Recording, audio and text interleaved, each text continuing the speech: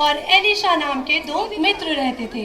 FM काफी धनी था, जबकि एलिशा न अधिक धनवान और न ही निर्धन। दोनों मित्रों ने साथ साथ यरूशलेम की यात्रा की प्रतिज्ञा की थी, किंतु परिवार की देखभाल में व्यस्त रहने के कारण समय नहीं निकल पा रहा था।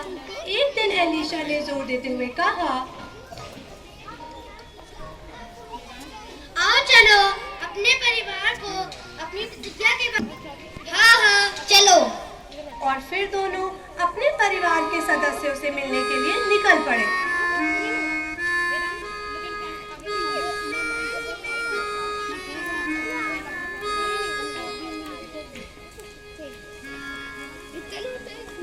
आप लोग कहाँ जा रहे हैं?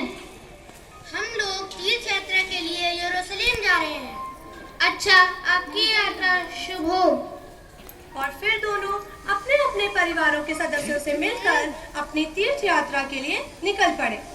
मार्ग में एक अकाल पीड़ित गांव पड़ा, जहां बीमारी और भूखमरी के कारण एक परिवार मौत की कगार पर था। उन्हें देखकर एलिशा का हृदय द्रवित हो गया और उसने अपनी यात्रा छोड़कर उस परिवार की सेवा करने का निश्चय किया। और उसका मित्र एफएम उससे विदा लेकर अपनी यात्रा पूरी करने के उद्देश्य से यरूशलेम के लिए निकल गया। इधर एलिशा ने उस परिवार की बहुत सेवा की, अपनी बचत के सारे रुपए उन पर खर्च कर दिए और धीरे धीरे उनका स्वास्थ्य अच्छा होने लगा। एक दिन वह आपस में कहने लगे, यह आदमी नहीं देवदूत हैं। ऐसे भले मनुष्य संसार में और नहीं हैं।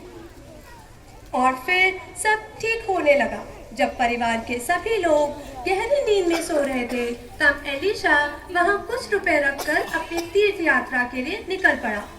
लेकिन बीच मार्ग पे उसे यह एहसास हुआ कि उसके सारे बचत के रुपए खर्च हो चुके हैं, तो उसने घर लौटने का फैसला किया।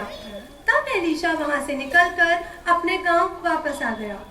घर वापस पहुंचने पर उसके परिवार के लोग बहुत प्रसन्न हुए और यरूशलेम की यात्रा और मित्र एफएम के बारे में पूछने लगे। तो एलिशा ने कहा, ईश्वर की इच्छा नहीं थी कि मैं वहां जाऊं। मेरा सारा धन मार्ग में ही खत्म हो गया, इसीलिए मैं एफएम के साथ ना जा सका। मैं बीच रास्ते से ही लौट आया। और उधर एफएम यरूशलेम पहुंचकर सबसे पहले चर्च गया, किंतु वहां उसका मन